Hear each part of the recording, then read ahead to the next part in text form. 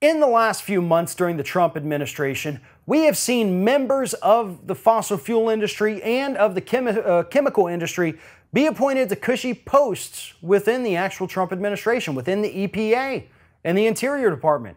We have an oil executive serving as our Secretary of State. We have an EPA administrator who spent his career suing the EPA because he didn't like their regulations. He wanted corporations to be able to pollute as much as they want, to dump toxic chemicals as much as they want, to hell with what it means for the public health. He wanted those corporations to be taken care of, folks. And recently, back in March, he gave the green light to a chemical called chlorpyrifos that is known to cause neurological damage in children. It screws with their brains and ruins their lives. The EPA's own scientific studies show that. And Scott Pruitt decides he's going to go ahead and approve it anyway. The Trump administration signed executive orders earlier this year trying to do away with the Clean Power Rule, which will allow power plants to spew more greenhouse gases into our atmosphere. So why am I telling you all this? I'm telling you this because earlier this week, Wednesday morning, a 1 trillion ton ice sheet broke off the Larsen Ice Shelf in Antarctica. Don't think that's a big deal? Well, it is. That is one of the most catastrophic climate change related events that this planet has ever seen. These are the events that scientists have been warning us would be happen for decades. They told us ice sheets would break off, that this would accelerate and exacerbate climate change.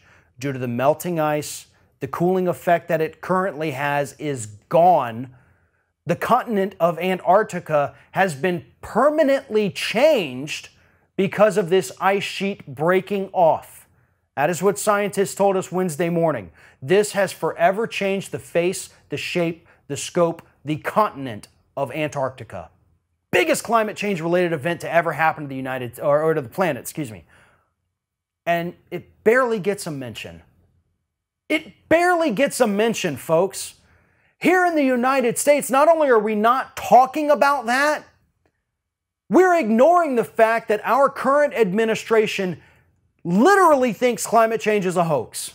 Donald Trump believes it is a hoax perpetrated by the Chinese. And if it's not a hoax perpetrated by the Chinese, he still doesn't believe that it's real. The members in his administration do not believe that it's real.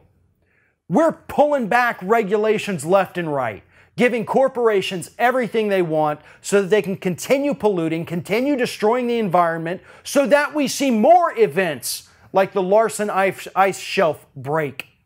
Because that's where we're headed. A lot of people in the United States, according to recent polls, believe that climate change is real, that it's caused by man, but that it's also some far-off threat that we don't need to worry about right now. Folks, Wednesday morning, July 12th, the ice shelf broke. This is not a far-off threat. This is something that's happening today. It's not 10 years out. It's not 20 years out. It's every day. Every day it gets worse. And I know that sounds a little bit scary, terrifying, but that is the reality in which we live, and you have to accept reality.